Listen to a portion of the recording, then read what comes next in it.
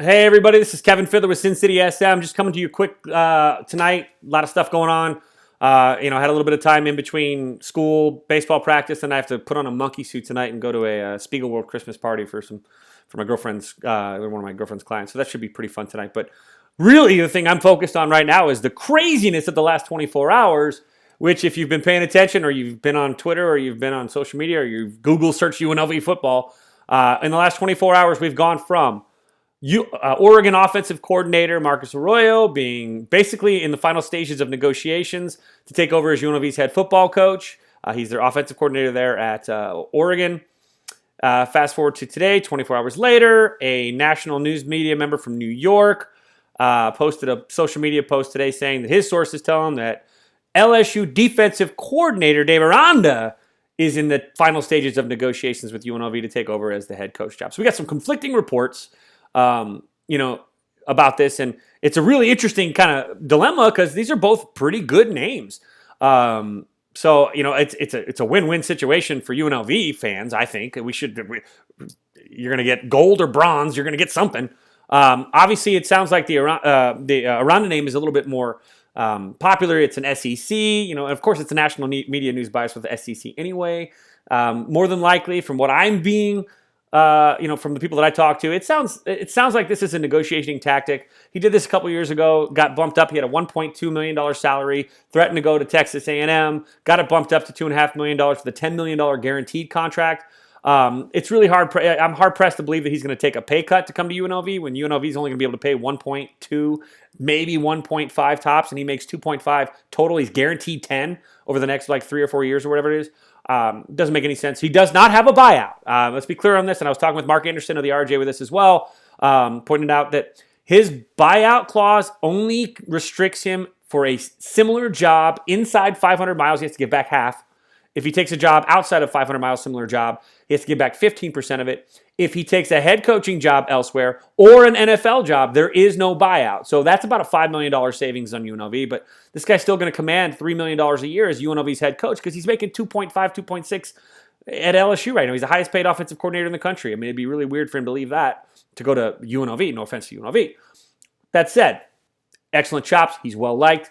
And so you've got these two coaches now that we're not sure. Is somebody leveraging something? Is this a leveraged move in LSU? Is this a leveraged move from maybe Arroyo saying, hey, lock me up? I have no idea. This has been the most bizarre. I thought the hiring stuff after Marvin Menzies would let go, the done deal with Rick Pitino, and then the done deal with Thad Matta, and then the done deal with, the ghost of John Wooden. At this point, this is more bizarre to me now because it went from basically nothing, silence, so the last 24 hours has been absolutely chaotic when it comes down to it. I'm refreshing Twitter every 2 seconds. I'm waiting for the next thing. If you're going to, Urban Meyer is in deep negotiations to join the UNLV coaching staff as a special teams coordinator. I don't know. It's bizarre right now. And if you're going to pay someone this much, hey, look, based on what I've read, based on the research that I did, Arroyo has about a split fan base up there in Oregon. He's a fantastic recruiter. Everything that I read said he's one of the better recruiters on the West Coast, where he knows the West Coast. Pretty decent offensive coordinator, but more than likely he's going to pass the sticks off to somebody else. They'll let them coordinate. He'll be the head coach. He'll run his, do his job. It's a good job. But when you look at the Oregon, fans saying goodbye, half of them are like, get out, good riddance, cost us blah blah blah. They're in the Rose Bowl. They just beat a team that was looking for a playoff spot. And now is not going to get it in Utah. And so they blew them out and embarrassed them. Offensively, they put up some numbers. So there's that. And then you go over to Aranda, LSU defensive coordinator. Was it Wisconsin before that? Was it Utah State, I believe, before that? So he has a little bit of a West Coast tie there as well, but the guy's never been a head coach. Neither is Arroyo, but Arroyo's going to garner maybe $1.1 million. This guy's garnering double that, maybe triple that. Never been a head coach. Has a tendency to be that guy that kind of leverages for some bonus pay. He's done it twice now. Went from 523 to 1.2, from 1.2 to 2.5 over the course of half a decade. So he's leveraged before. So this could very well be that, and it's a really good time because LSU's doing well. My aunt, who does some physical therapy with some of the LSU players out in Shreveport, her and her best friend, who also does tons of physical therapy with those guys, actually deals with them quite a bit. They all think it's BS. They all think he's not going anywhere. So I don't know what to think, but I can tell you it's a very, I'm a defensive guy, so I absolutely love the idea that they're bringing in a guy that could be considered a fantastic defensive move. Great with that. Let's do it. If UNLV has the money, why not, right? I mean, but where did this money come from? How did we not have this money when it came down to hiring a head basketball coach? Couldn't pay Thad Matta, $2.5 million, but we can pay the football coach now 3.2, plus his coaching staff, plus Sanchez's buyout. I mean, there is a bonus that he doesn't have that buyout because of the coach's thing. I don't think Arroyo does either. So there's some savings there, but did UNLV athletic director Desiree Reed-Francois go to the tables last night, lay it all on black, and hit? Did she go on a little blackjack run? Like, where is this money coming from?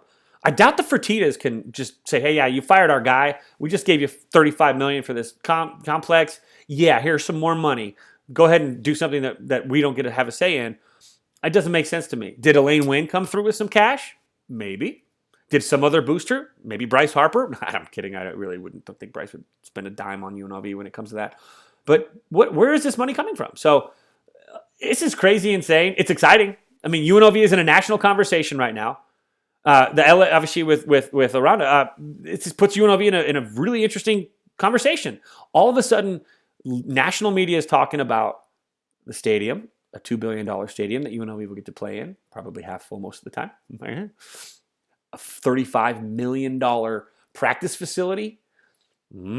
Okay, so it's an appealing job, but more so, even if Aranda doesn't sign and it is Arroyo, UNLV's facilities, UNLV's game day, home field has been now in the national media. They're talking about how this is a feasible opportunity for him on a national stage. And it's really what it's doing is it's telling these recruits that might not know about UNLV and all this stuff, in Nebraska and Hodunk, Iowa, some big hog mollies in Wisconsin, maybe a really good running back coming out of Pennsylvania. These people that probably wouldn't be checking up and kicking the tires on UNLV are all of a sudden going, they have a what? And they're going to play in a where? And they're going to have and all of a sudden UNLV is getting good pub. This is still positive pub no matter what happens. Unless neither coach signs and we get burned bad, this is a great optical look for UNLV. So I don't know what's going to happen. I think it's pretty far-fetched that Aranda will come from LSU and take that pay cut with all the financials involved in all this. I think it's crazy, but I am all for crazy. So I don't want me, and when I'm posting on social media, I'm out there and I'm throwing about stuff like, hey, this is insane. This is not going to happen. I really don't think it's going to happen, but I am so ecstatic. If it were to happen, I'm going to run out in the street. Okay, I'm not going to put on a loincloth or anything, but you might find me running out on Fort Apache with Mr. Happiness playing the guitar because I'm going to be overjoyed because I want a defensive guy. I love defense. You can take a defensive coordinator, kind of person that's defensive minded, and you can take a really bad program and you can ugly it up. You can win 13-10. With a good defense, UNLV won't be a bad program. We have not brought in a defensive-minded coach in how long has it been? Maybe John Robinson, maybe a little bit. But other than that, these have been offensive minds and gurus and just the high school coaches and all these weird. We have not gone towards a defensive-minded coach yet. And I'm a Chicago guy. I'm a big Bears fan. I'm a Monsters of Midway guy. To see UNLV bring in someone that's going to say, hey, look, we're going to hit you in the mouth. Try and score against us. Our offense might take a while, but we're going to ugly it up and we're going to beat you in the trenches and we're going to out-steam you. We're going to shut you down. And then anything can happen. You can kick 10 field goals for all I care. I don't care. I mean, the Bears have gone to the Super Bowl with a team that couldn't put up 20, 25 points. Why? Defense.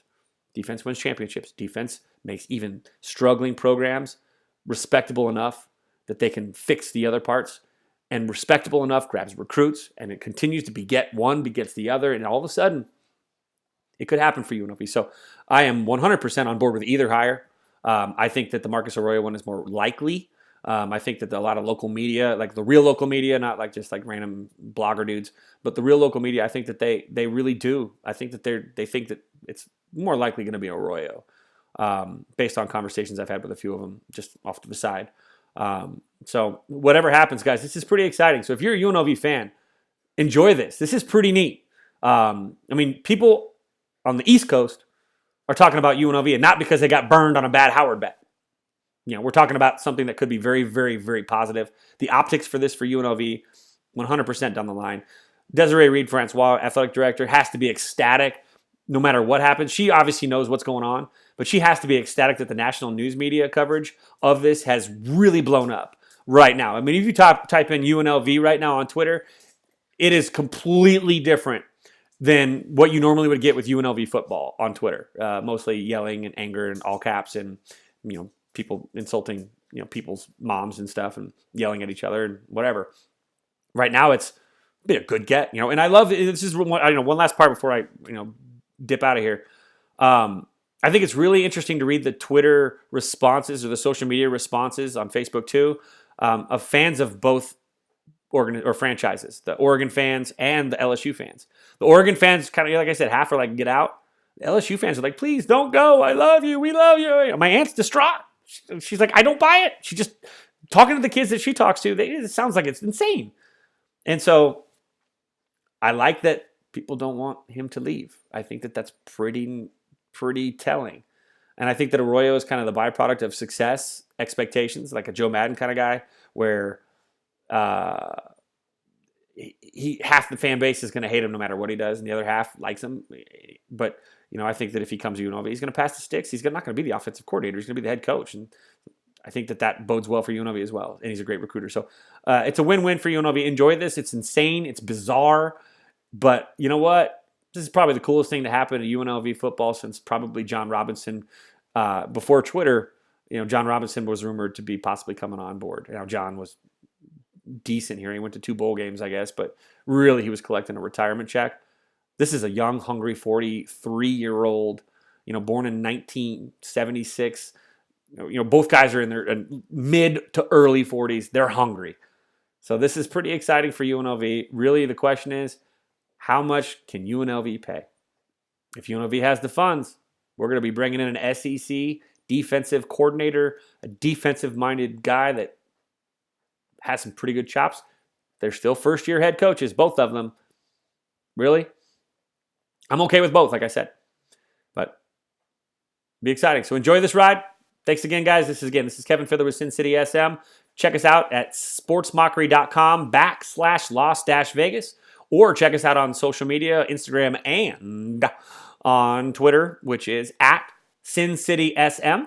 Or you can check me out on Twitter too. You can add to my follower list. And I am at KFids, KFIDDS on the socials, on the interwebs. Thanks again for tuning in, guys. Hope you guys are having a wonderful night. Buckle up, kids. This ain't over. This is crazy.